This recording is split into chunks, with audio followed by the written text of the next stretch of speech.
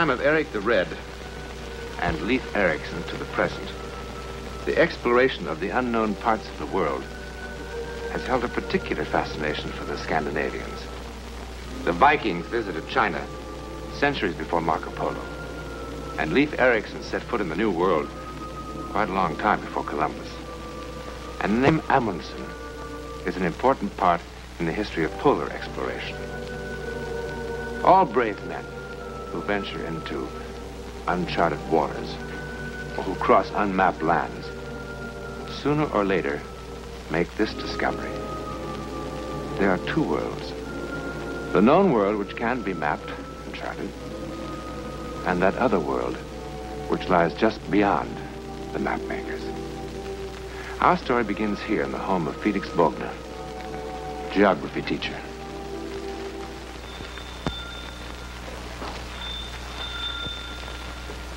Martha, the door.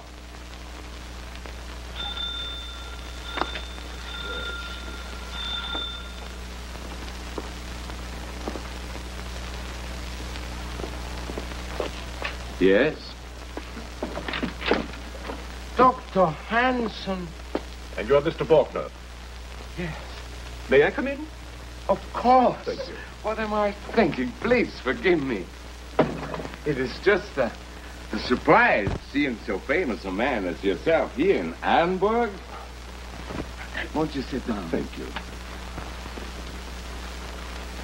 Please. May I ask, what brings you to Hamburg? I came to see you. Me? You are Felix Bogner, teacher of geography at the Common School. Yes, but does it concern the letter I wrote to the Academy, suggesting that more courses of map-making be... No, it concerns your son.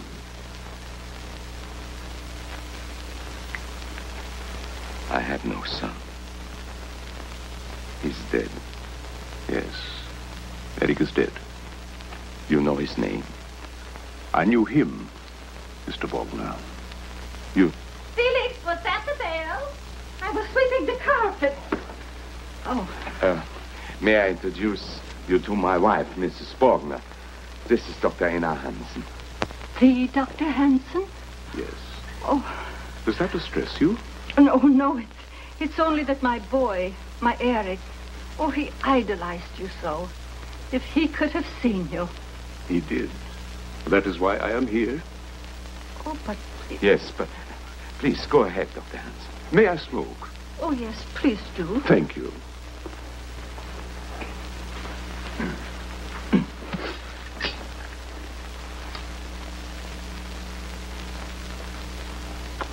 Thank you. As you know, our expedition into the Sahara began disastrously. Our supplies were late in arriving, and as a result, we had difficulty in getting a guide because it was nearly the beginning of the sandstorm season. West of Arawan, the wind began to rise. Of the 10 in our party, 7 decided to return to our base. That left Professor Anderson, Gus Karpus, and myself. We had a native guide and a camel. We decided to press on toward Kifa. The next evening,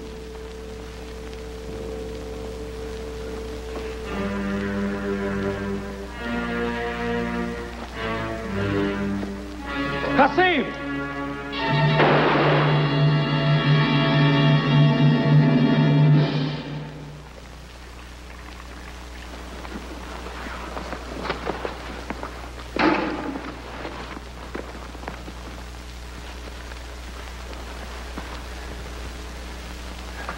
here goes.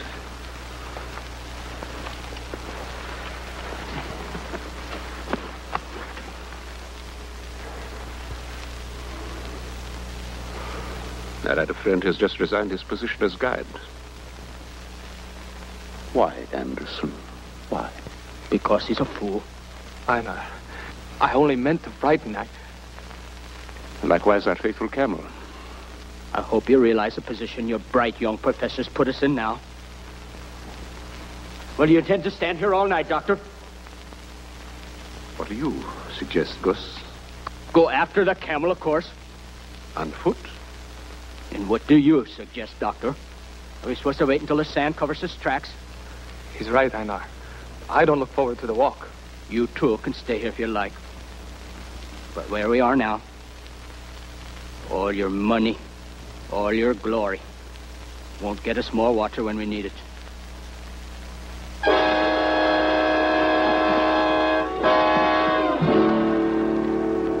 Anderson!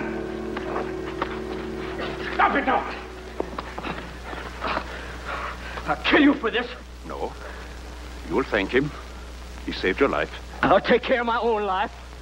Once the sun came up, you would not last 3 hours without water. You should know that, Gus. So we wait here until we die, is that it?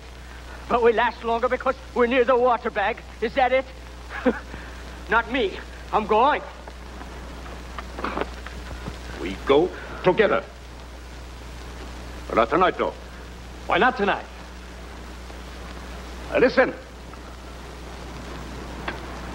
Wind is coming up. We've got to move our shelter to the east side of that dune, and now. By morning, there's going to be a sandstorm. You sure the wind will blow the same way all night, Doctor?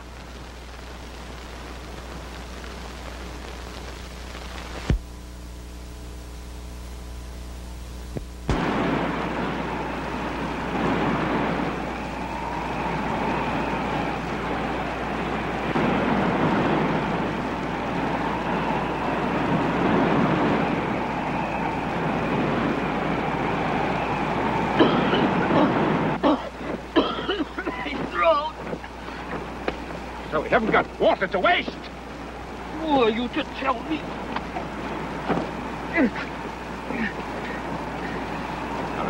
Water's going to have to last us a long time.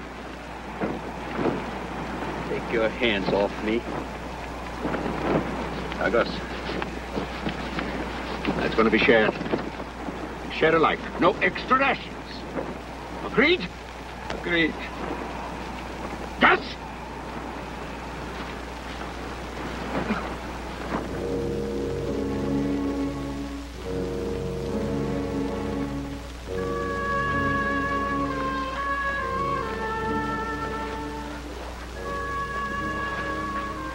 Everything looks so different. And there was a hill there.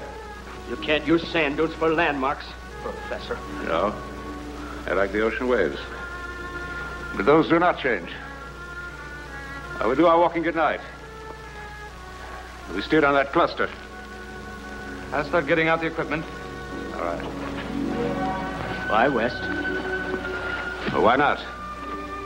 It's impossible to go back. We keep going in one direction, we might come to a well, an oasis, a caravan. Or we might not. That's right. We might not. For 10 days, we walked by night, carrying with us the food and water that were all that stood between us and starvation, and the canvas that offered us a measure of shelter from the cruel heat that made daytime movement unthinkable. Distance is hard to estimate in the desert. By my own rough calculations, we had traveled perhaps 50 miles. Toward help, we hoped. Away from it, I feared.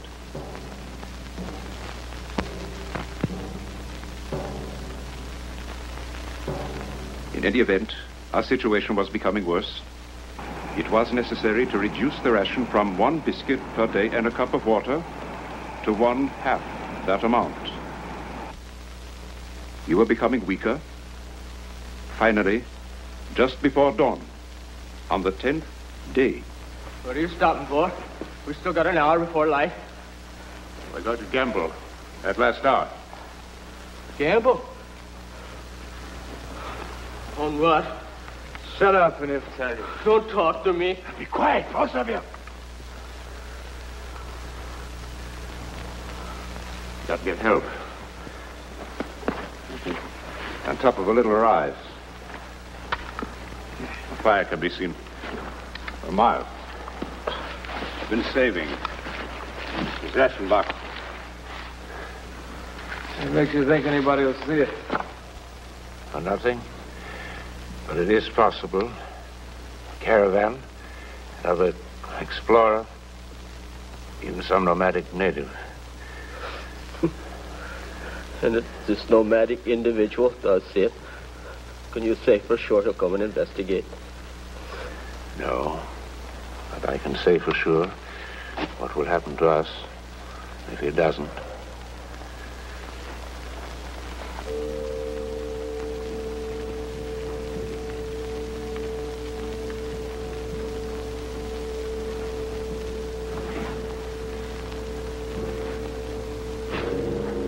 What is it?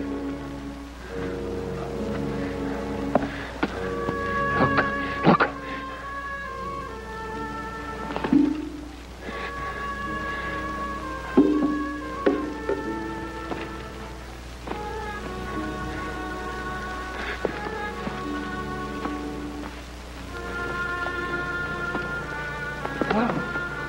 And it was there, sir, that I first met your son.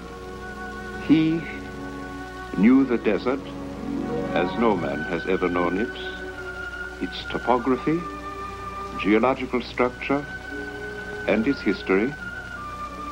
And he told us that we were wrong to go west, that there was a well 40 miles to the south.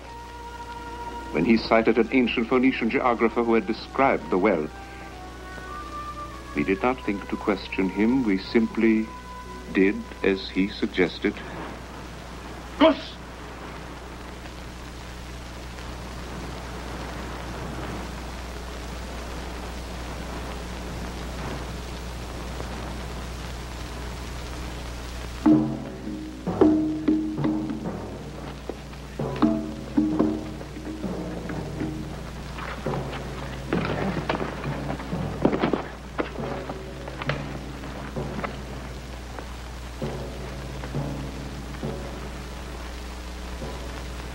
Take this. The Star of the Sun.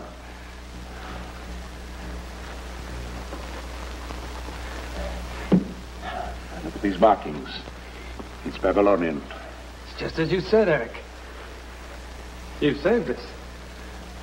Not I. I relied on what Daxis wrote. Nearly 30 centuries ago. Eric, how far from here to the well? 2 miles, 3 perhaps. Even in this heavy sand, we should make it by dawn. If we get started. Yeah. Gus! Come.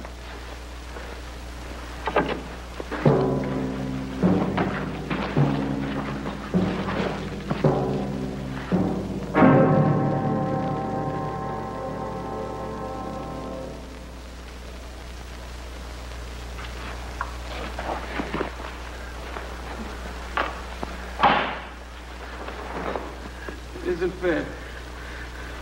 We came so far. It's his fault. He told us to go south. He's killed us all, a murderous fool. Gus. It's no one's fault.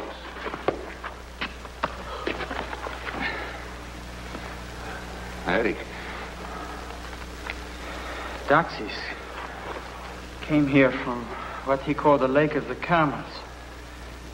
So 3,000 years ago, there was a lake. There was also a well. And 500 years later, Herodotus spoke of the animal's watering place. If that lake lasted for 5 centuries, perhaps it lasted for 30 centuries. Where? Further south. How much further south? I don't know. Perhaps 60 miles. Perhaps 100. Perhaps 1,000. We need not give up. If we reduce the water ration. The water ration? It's reduced. I drank it. I drank almost all of it when you fools was holding your celebration at the tower. Why not? He was coming to the well. I was so dry inside. Why doesn't somebody say something? Why doesn't somebody say, too bad? It wasn't her fault. Bad luck. Bad luck. I'll find you more water. I'll find you more water. I'll find you more water. Gus. More water. Gus. I can hardly remember what followed. I knew we headed south again. On a ration of 1 ounce of water per man per day. In the end, it was Eric whose strength failed. You want some water? It's not time. Oh, please. Take mine. I had more than my share before. Your body doesn't remember that. Please. Don't make me waste my strength arguing. I want to talk to Dr. Hansen. Eric, I would like you to forgive me.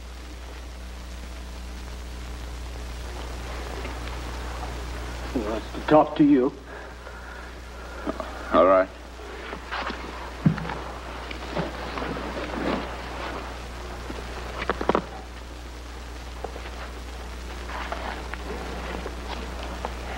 Doctor, in case I don't make it. You will. In case. The devil's body still has water. The map. Follow the map carefully. I will. Doctor, remember my name. I told you my father teaches geography in the village school of Arenberg. I would like to meet him someday. You will. Tell him what happened. We will. We all will. Including you, Eric. We'll go together. Perhaps, Doctor. Now, get some sleep.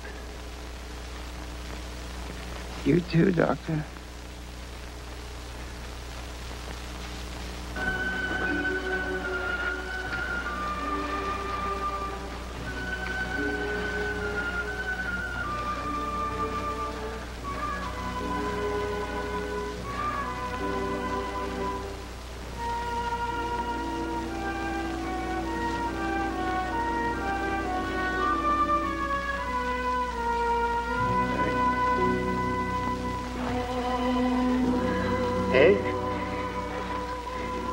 Gus Henderson.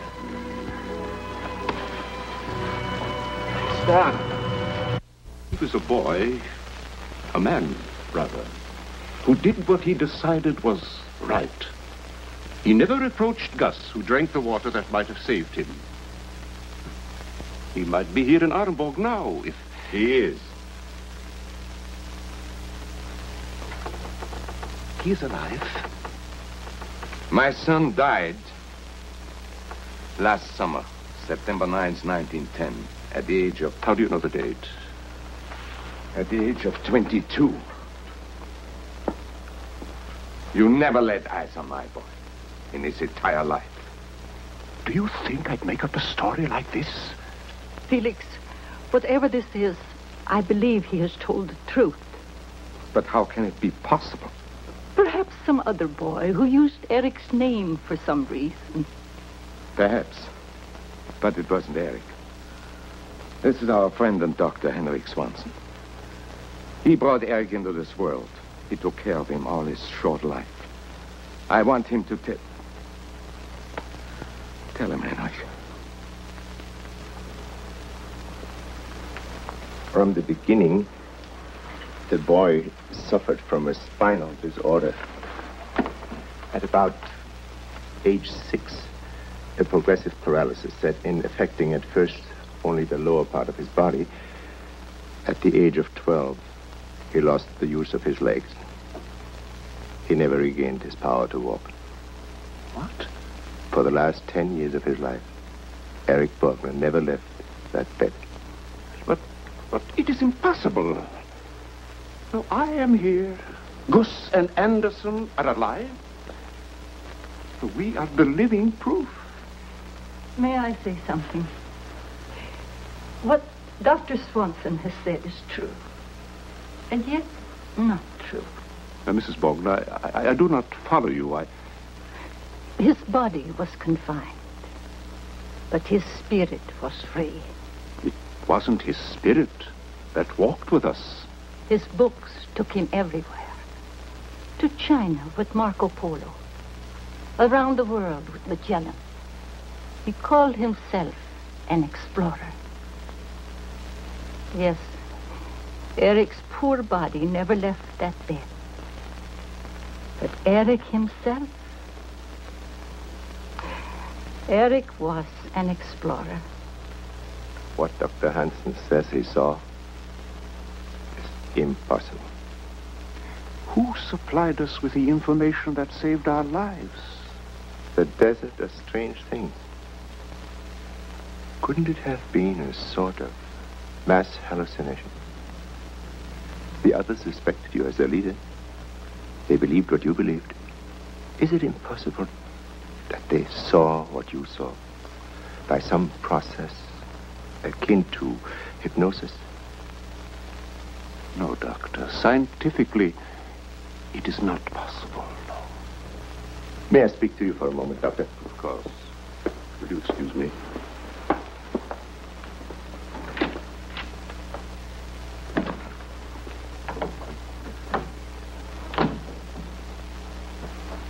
I am glad for you. What? Because in time you will be able to believe completely my explanation that it all was a mirage after all. But what about me? I mean, you have answered something which has caused me many sleepless nights. Doctor, what do you mean? On the death certificate, I wrote natural causes. I dared not write on it what he really died of.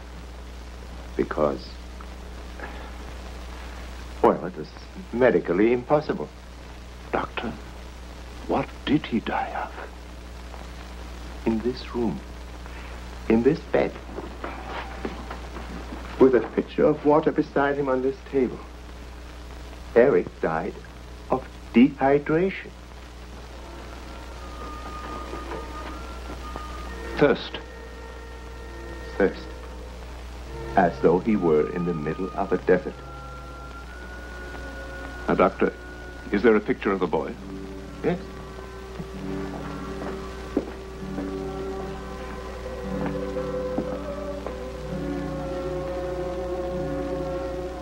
He was in the desert. Doctor, don't ask me how, but he was.